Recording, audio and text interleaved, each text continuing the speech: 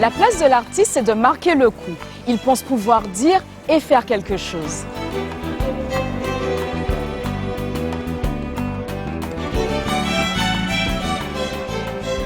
Talents d'ici, le temps d'une semaine partagée avec vous, leur offre la possibilité de vous raconter, de vous faire les regarder. Ici, à Rivière-Pilote, Christophe Maire donne corps à une créativité artistique en quête de racines culturelles. Ah oui, en effet, quand même un peu gigantesque tout ça. Salut Christophe. Salut. Comment vas-tu? Donc tu as voulu me donner rendez-vous aujourd'hui à Rivière-Pilote sur cette place. Oui, Je te laisse. La place Madeleine Clem, disons, elle a été baptisée comme ça par la mairie. Je crois qu'elle ne porte pas encore le nom, mais en fait, moi, je suis très content que cet totem-là soit sur la place Madeleine Clem, puisque, comme on le sait, Madeleine Clem, qui a été une insurgée de 1870, aux côtés de Lumina Sophie et Telga et les autres. Donc, qui ont marqué notre histoire. Femmes debout, femmes solides, femmes plantées. Et toi, tu as planté justement tes totems. Oui. Alors, des totems en général, il y a un message, il y a une signification. Donc, c'est dans cette pensée ou... Pourquoi le totem? Le totem, parce qu'en règle générale, c'est comme un arbre. En fait, le totem, il est enraciné. Il faut le planter, il faut qu'il soit solidement dans le sol. Il faut savoir que, par exemple, un totem comme celui-là, qui fait normalement 4,50 m de haut, il faut qu'il ait une base d'au moins 1,50 m. C'est-à-dire que les choses sont solidement plantées. Malheureusement, là, on ne pouvait pas faire de trous dans la place. Donc, on a fait des choses hors sol. Une alternative, un socle, voilà, un socle bien solide. Puisque la première fois que les totems étaient posés ici, les socles n'étaient pas aussi solides. Et il y a eu Dean, et Dean a fait, bien sûr, c'est la nature, hein, donc on a respecté ça. Ils n'ont pas été trop endommagés, mais j'ai quand même dû les renforcer. Et puis là, aujourd'hui, ils sont là, j'espère, définitivement. Alors c'est un mélange de matières, de couleurs, qui serait représentatif de quoi alors? De cette nature, de notre habitat, de ta commune, de ton esprit voilà. En fait, ces totems appartiennent exclusivement à ma démarche plastique. Donc là, on a de la résine polyester. Là, on peut dire que c'est du plastique, quoi.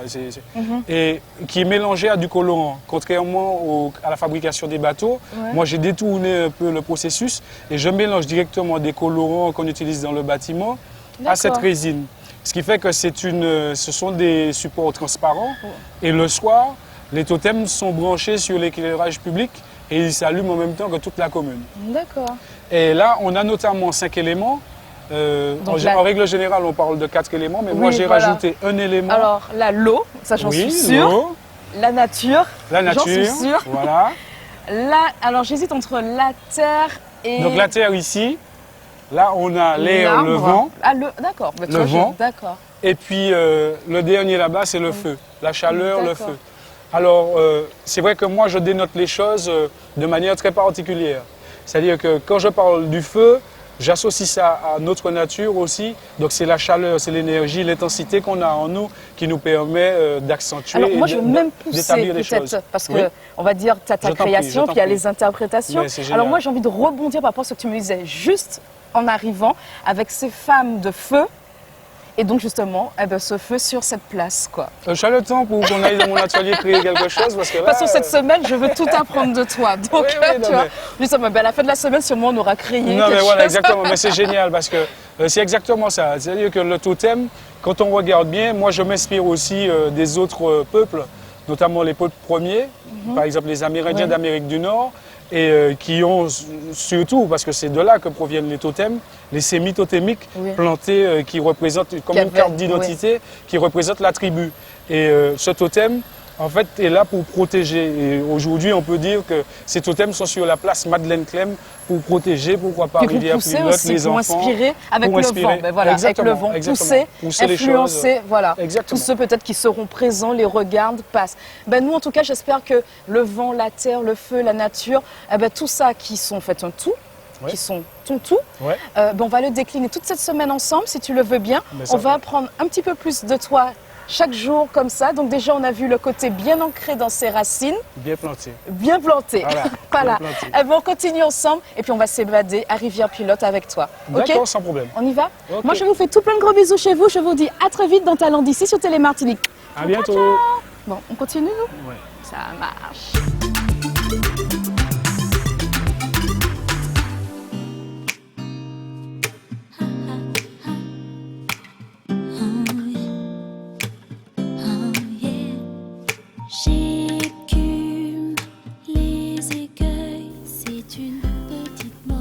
Alors, un calme olympien.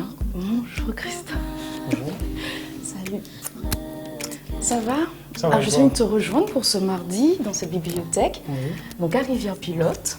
Alors, c'est un lieu que tu fréquentes assez régulièrement parce que donc, tu fais énormément de recherches. Si tu pouvais nous en dire un peu plus, des recherches, donc à quel sujet, dans quel ordre Disons qu'on a quand même un petit problème en Martinique, c'est qu'au niveau de l'histoire, en tout cas quand on est à l'école, on ne nous apprend pas tout ce qu'il y a sur l'histoire de la Martinique. Et j'ai trouvé dans cette bibliothèque justement un lieu approprié où il y a pratiquement, en tout cas, ce que je cherche, je l'échantillon nécessaire oui. En tout cas. Et c'est vrai que je vais parfois à la bibliothèque chez aussi, mais c'est un peu loin de chez moi.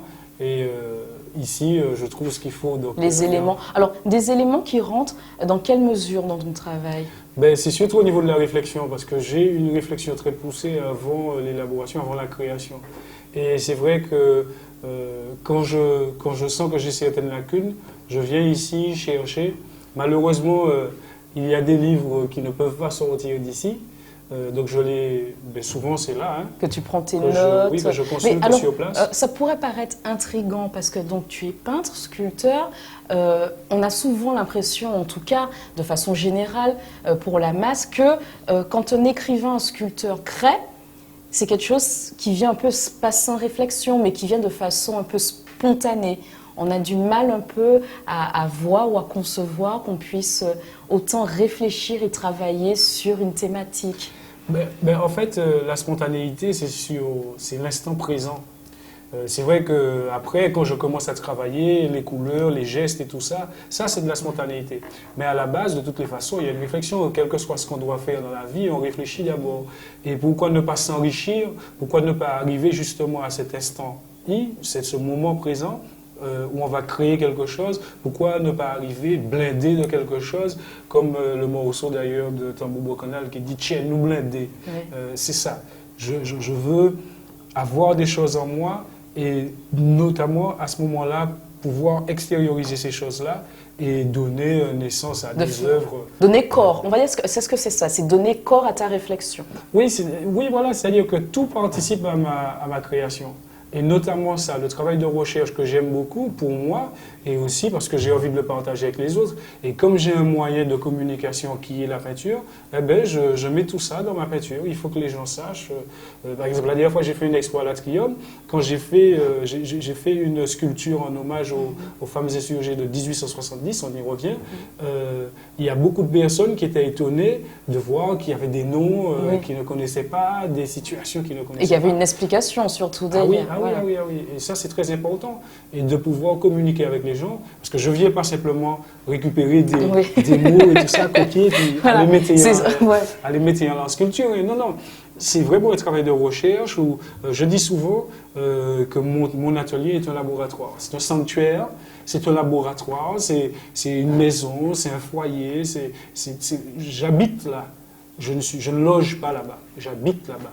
Et tu veux aussi que tes œuvres habitent ceux et celles qui vont les acquérir. Voilà, et je veux surtout que les œuvres soient habitées par ma réflexion et que les autres ensuite, quand l'œuvre arrive chez eux, que l'œuvre se sente bienvenue. D'ailleurs, je dis toujours aux gens qui font l'acquisition de mes toiles, vous devenez les parents adoptifs de mes œuvres. Donc, faites très attention. Si on y a un souci épisode, on va récupérer. Parce que voilà, j'ai créé dans ma démarche un personnage qui s'appelle Marc Araïmon. La base, c'est nous. C'est pas pour être égoïste, hein, mais c'est partir de soi. Que moi, dire qu'on aime quelqu'un d'autre si on ne s'aime pas soi-même. C'est ça la réflexion. Et le Marc Araïmon, c'est ça, la Martinique, la Caraïbe comme famille et le monde qu'on reçoit à bras grands ouverts parce qu'on se connaît. Pour conclure cette journée, parce qu'il est important de le dire, certes, tu viens ici compléter tes connaissances, mais tu as aussi ta marque, en tout cas dans cette partie de la bibliothèque, avec cette toile Ouais. Alors parle-moi un peu de cette toile qui se trouve dans cette bibliothèque. Ben, en fait, c'est le Centre césarien de recherche qui avait invité quelques plasticiens à faire une exposition en hommage à Aimé Césaire. Je crois que c'était pour ses 80 ans, c'était une expo à l'Atrium. Et j'avais réalisé 3 œuvres pour l'occasion. Et puis Hervé Zenoki, donc le propriétaire des lieux. D'ailleurs, tu as vérifié, hein, ah oui, tu lui as donné tous ces livres. Pas de problème. Et Hervé a vu justement une de ses œuvres et il a appelé tout de suite la mairie pour lui dire bon, il faut qu'on ait ça puisqu'il y a cet espace dédié à la pensée et au travail, à l'homme d'Aimé Césaire. La prochaine étape, c'est ton atelier? Pas de problème. Donc on se voit demain? Sans problème, à demain. Bon, ben, tu vas me donner quelques conseils? Sans problème. Ça va. Moi, je vous fais tout plein de gros bisous. Je vous dis à très vite sur Télé Martinique, dans Talent d'ici. Ciao, ciao, ciao. Bon, allez, moi aussi, lecture.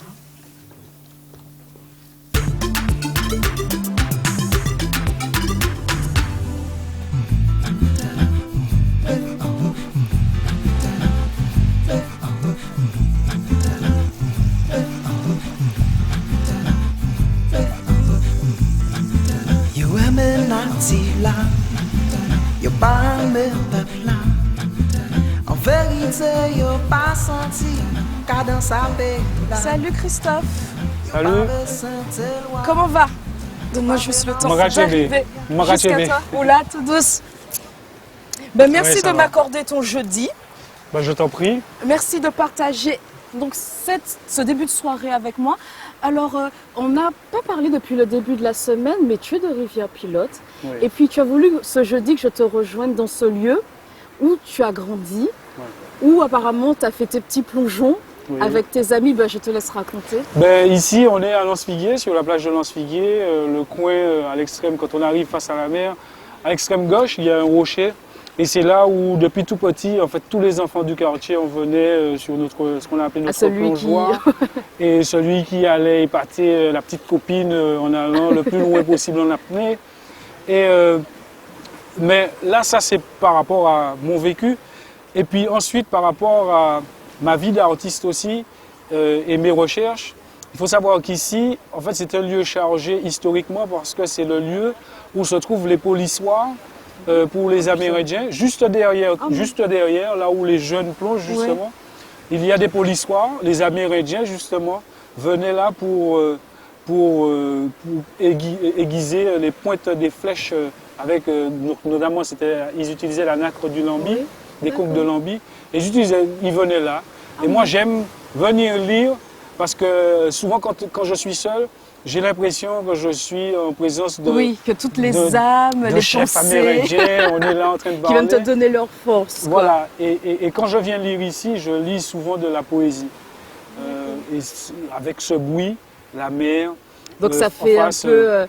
comme une mélodie. Voilà, la mélodie, l'accord, des rimes qui se déclinent. Et il y a une présence très forte en fait qui m'anime. Avec, là par exemple, le soleil va se coucher dans quoi, même pas 1 heure. Et on a juste le rocher du Diamant, il y a le mont Larcher en face. C'est magnifique en tout cas comme site. Et puis il y a le Quartier, j'ai toujours vécu ici. D'accord. Je suis né ici. À Lens-Figuier. Ah, Lambouc-Montéré ici. D'accord. Ah oui, Lambouc-Montéré ici, je suis né ici.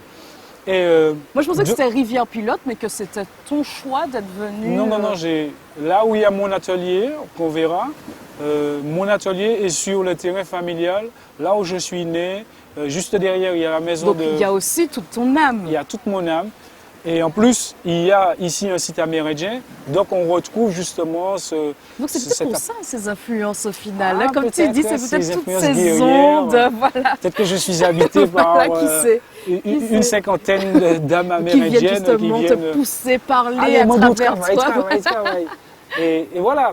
En plus, il y a une autre chose, c'est qu'il faut savoir qu'ici, il y avait des maisons qui appartenaient à d'anciens des descendants de colons, qu'on appelle aujourd'hui les Békés.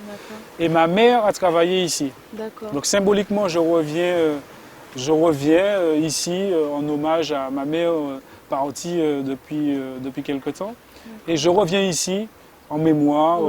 Je le faisais déjà avant sa mort. C'est un rituel, on peut dire. Voilà, c'est un rituel parce qu'elle a été femme de ménage. saisonnière pendant cette période. Donc, quand elle ne travaillait pas sur l'habitation, elle venait ici pour... parce qu'il fallait s'occuper des enfants aussi. Et en plus de ça, travailler pendant les grandes vacances. En tout cas, on voit qu'il est riche de plein de choses, riche en émotions, émotions de toutes sortes. Quelque part, ils essaient de trouver aussi cette énergie et de ramasser. J'ai d'ailleurs des amis, je leur dis souvent, atelier-moi pour un dépôt. Parce qu'ils vont par exemple à la plage, ils vont en randonnée, ils voient quelque chose qui leur plaît, mais ils ne gardent pas pour eux. Ils ramènent dans mon atelier, ils me disent « je pense qu'on peut faire un bagaille » et puis ça. J'ai notamment un ami qui est marin-pêcheur. Quand il revient de la pêche, quand il trouve un morceau de corail ou quelque chose, il me ramène ça, il m'appelle « Oh, frère, on a un bagaille là-bas ». Je lui dis « mais pourquoi ils ne sont pas gardés ?» Puisque c'est un présent qu'on te fait, que la nature te fait, garde-le ce présent. Il me dit « mais non, mais moi, mon bagaille fait rien. » Et ça, c'est parce que je communique simplement avec eux, je partage mes émotions avec eux, non seulement par le biais de la peinture, mais aussi par le biais des discussions. D'échanges. Oui, on échange humain. J'échange beaucoup avec les autres, avec ma famille, avec mes amis, avec les gens que je rencontre aussi, les touristes qui parfois s'arrêtent près de mon atelier. On a le temps de causer un peu de l'histoire, de tout ce qui est endémique à la Martinique, ce que je connais bien, quoi. En tout cas, ce que j'ai l'impression de bien connaître. Vous vous enrichissez mutuellement. Oui, voilà, c'est ça. C'est-à-dire que l'échange, c'est surtout ça, c'est donner pour recevoir. Et puis pour évoluer et grandir. Exactement. En tout cas, j'ai hâte de voir cet atelier parce que je pense qu'il doit être rempli en émotions de toutes sortes. Alors, on reste encore ensemble. C'est toi qui me le diras, en tout cas. Moi, j'espère, parce que depuis le début de la semaine, je trouve qu'on partage pas mal d'émotions. En tout cas, tu transmets, tu parlais d'échange à l'instant. Je pense que cet échange, on le sent bien. Donc, je pense que cet atelier doit être magique, en fait. En tout cas, merci Christophe. Et on se retrouve tout de suite, dès demain. Dès demain. Allez, au plaisir. Bye bye. Quant à nous, on se retrouve très vite sur Télémartinique dans Talents d'ici. Ciao, ciao, ciao.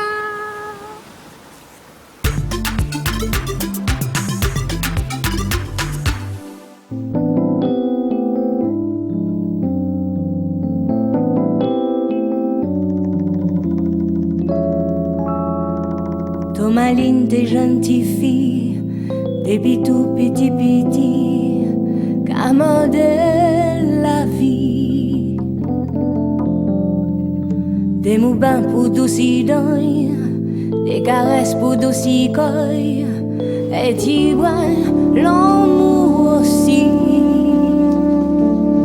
Tomaline, là, il te piti, il te camande grandir pour comprendre. Caca pousse l'ennui, c'est bon passant ouais mon rousse et la pluie. Hello Toto. Salut. Alors en plus je te dérange. Non, tu me déranges pas, Tu es en pleine création ça là. Ça de faire une pause. Ah oui.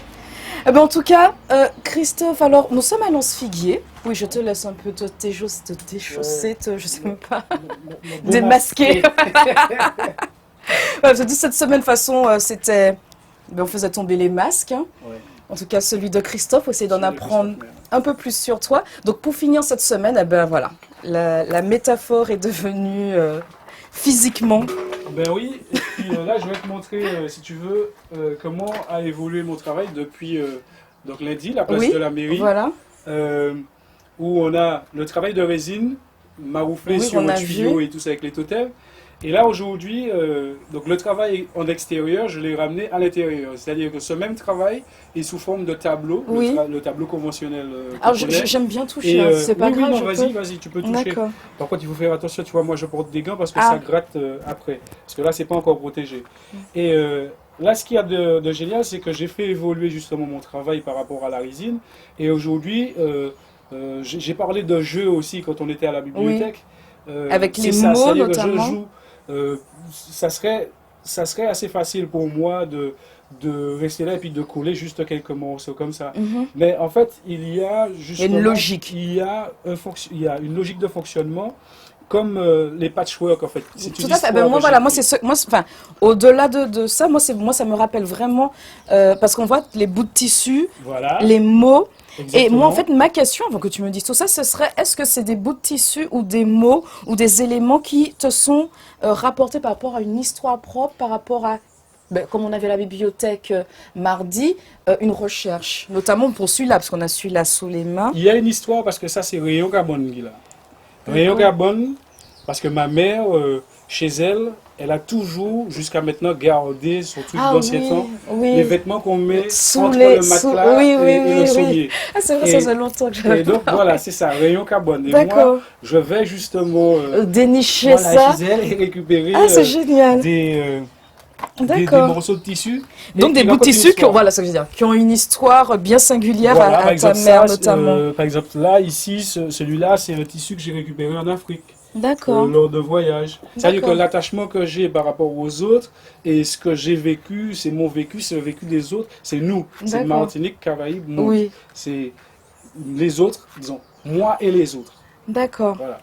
Et là, donc, après... Et là, ce que je vais te montrer, c'est le moment magique. Parce que là, quand tu regardes, c'est écrit justement à l'envers. Les mots sont à l'envers.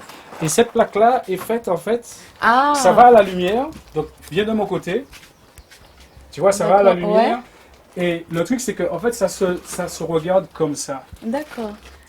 Et c'est là qu'on voit, il faut impérativement que l'homme mette de l'ordre en lui. La peau du zèbre qui représente le prédateur, disons, la proie, et devenir justement, ne pas rester que proie, et utiliser cette force de proie pour devenir non pas un prédateur, mais le véritable guerrier, comme chantait Mona. Guerrier, guerrieuse, c'est ça pour nous y est, quoi. Génial. Tu m'avais parlé mardi justement d'habiter, de rentrer, tu me disais de ton atelier. Et j'avoue, même si on peut croire que je suis très bavarde, que depuis que j'ai franchi le seuil de chez toi, je suis un peu sans voix. Je crois qu'on rentre dans une espèce d'atmosphère qui t'est propre, d'accord, mais qu'on se laisse habiter et qu'on est même envahi par tout ça. Là, j'ai vraiment l'impression d'être une enfant qui découvre, qui est curieuse, tu vois. Moi, j'adore cette découverte. J'adore cette découverte. En tout cas, Christophe, je suis vraiment ravie d'avoir partagé cette semaine avec toi. J'ai appris beaucoup de choses. J'espère que les téléspectateurs aussi ont pris ce plaisir avec moi, qu'ils l'ont partagé ce plaisir. Merci. Je n'ai que mots. Ça m'a fait énormément plaisir de te rencontrer. Et puis, j'espère qu'on se reverra, puisque tu m'as promis de créer quelque chose avec moi grâce à Timo. Oui, je dis oui. Parce que je crois que je suis une artiste frustrée en quelque part. On aura le temps. Moi, je dis, je te fais un gros bisou. Ok. Et puis, à très vite. Merci pour cette semaine. Merci pour tous ces mots, ces pensées, ces réflexions qu'on a partagées. Moi, je vous dis à très vite sur Télé Martinique, dans Talent d'ici. Ciao, ciao, ciao.